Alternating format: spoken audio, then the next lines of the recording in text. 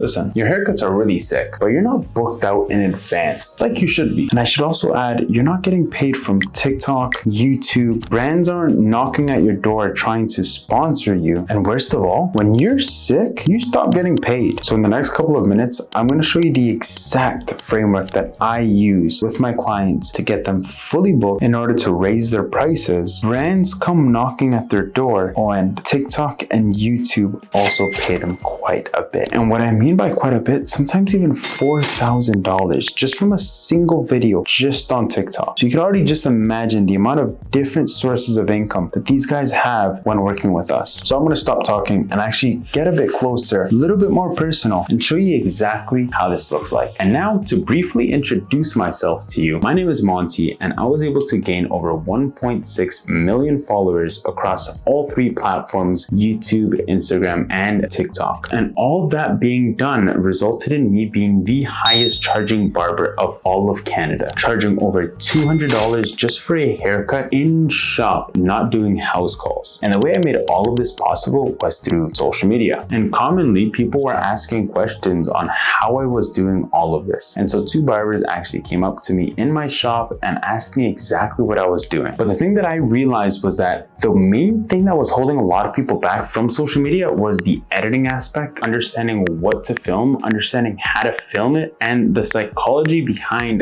videos. And the way I found out that these are the main pain points that barbers will face is because I actually tried to coach some of the barbers that were in my shop. And at first glance, I actually kind of failed. But that failure was probably one of the biggest impacts of my life today. And so what I did next was I created a system where they could not fail, where I was reverse engineering videos and understanding the theory behind every single video that was on TikTok, understanding the trends on why people watch videos, share them, like them, comment on them, all of the actual theory behind social media. And that was because I made a new mission so that I can bring any person into my agency and be able to transform their business. And those two people were actually Mysterio Taperologist and QA the Artist. And the both of them not really knowing much English, and better yet, one of them didn't even want to show their face. So you could already kind of imagine how hard it was to work with those two, especially as my first clients. Now look, here's why your fades and haircuts are not hitting the algorithm, and you're actually wasting your time editing these videos. Sometimes I even hear people waste around 2 hours just editing the damn video, and it still does shit. And that doesn't even include trying to look at these big guys with the trends and trying to follow them and understand hooks. And not only that, you guys post once a week and then disappear and then wonder why TikTok hates you. Now look, I might be a little harsh here, so I'm gonna say that none of this is your fault. You're too busy making money and cutting hair, and you're not really thinking about cutting the footage afterwards. And if I'm being completely honest, this isn't something that you should be doing. Just think of it. You're not an editor, you're a barber. That's like expecting your own clients trying to cut their own hair. It doesn't make sense. And this includes all of the research that goes into the barbering niche, which is what we do. Expecting yourself to stay on top of all of the trends and theory that goes behind creating content should not be expected by you. And that is exactly what happened to Ali Gibbs the Barber and Jude Kelly. Both of these guys started probably in a lot of similar places like you guys. You guys are just putting it off quite a bit, probably even ghosted me and my team while we reached out to you. And you know what? I'm actually put up our DMs between me and Ali and how much he actually ghosted me before we actually started working together. And again, I'm not trying to expose the guy, but that is one of my favorite clients that I've ever worked with because of how much times that he ghosted me. He just left me on red. He didn't care about it and he thought it was another scam. All of you guys probably notice these trends that happen, but then there's little improvements amongst these trends that happen. For instance, the 16 guard. Before, you can just mention the 16 guard, and by the way, we created that trend. And if you just mentioned the name when it first started,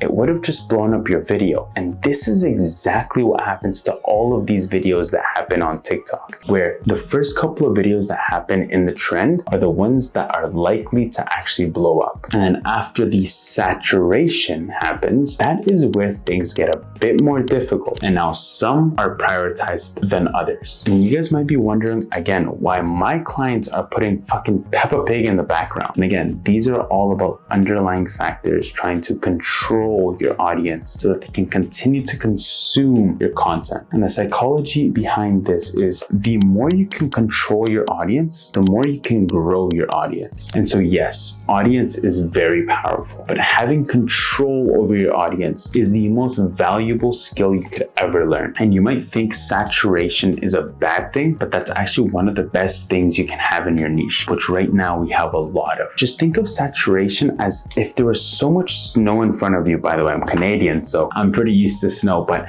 if you are the first one to take the steps in the snow pit, you're gonna have the hardest time. Whereas the second person that comes in, okay, they can follow in your footsteps, maybe miss a couple of steps and make the path a bit wider for the third person to come in, and then the fourth, and then the fifth, and then the 10th person to come in. And now pretty much it's a clear path and you understand exactly where to go and where it's going to lead you. And that's exactly what saturation does, is it makes it a lot easier for the 10th, the 20th person to come in and understand what exact path to take. And this is exactly what you have to be doing with your audience. The same thing that I'm doing with you right now is relating to you guys, because I've been in the exact shoes as you guys. And that is exactly what you have to be putting into your videos when you're creating them, is relatability. You can't just show off a six-pack and just expect views. That isn't how the algorithm works. The algorithm works with connection. If you relate to your audience and say how many bad cheat days that you had, the amount of times that you just starved yourself, or the amount of times that you just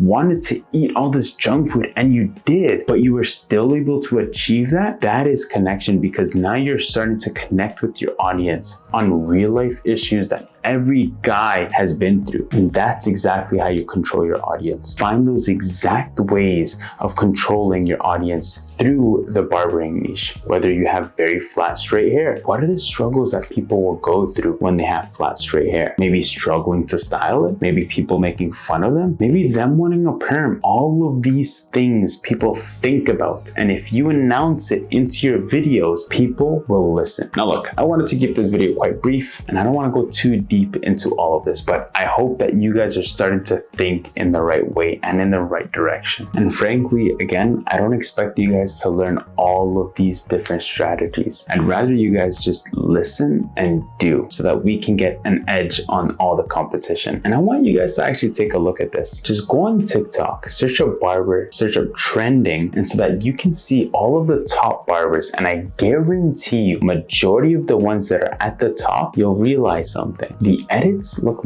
very similar. And why do you think that is? Everyone's playing the same song in the background of the consultation. Everyone's playing the same colored text on screen. Everyone's doing the same angles. Everyone's putting the same colored captions. All of these little gimmicks that we did on purpose, so that you guys can realize there is someone controlling all of this. And that is what the main purpose of my agency is about, so that I can give you guys the direct platform, the plug and play. All you guys have to ever worry about again is just film. Now look, we are actually limited on how many barbers we can take on at a time just because of the editing quality, and we're never going to be sacrificing quality for just extra barbers, and we really want to stay at the very top. So if any of this interests you, please book a strategy call where we devise a complete content strategy for you, so that it is completely tailored to your style, the haircuts you do, your personality, and so that you can kind of understand exactly what we do with you. And so please either DM me or just book a call in my bio, and we will see you on the other side.